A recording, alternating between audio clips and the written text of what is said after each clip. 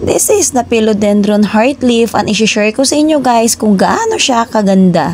Kaya heart leaf guys yung tawag sa kanya kasi nga heart yung shape ng leaves niya. So nag-cut lang ako dito guys. Ito guys yung tinatawag na cuttings, propagation, and soil. So yan guys ginawa ko. Anyway guys, ano lang yan, soil lang yan, walang ang potting mix. Pero okay lang yan, basta lagi lang nating didiligan. Ayan. Matakaw din pala guys sa tubig si heart leaf. Ayan.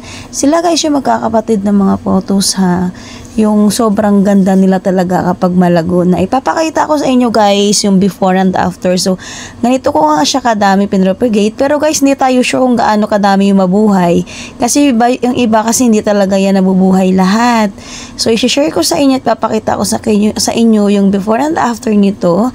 So, tapos na tayo guys. After 2 months, ito na guys nangyayari. Yan, malago na siya at hindi nga naman lahat ay nabuhay.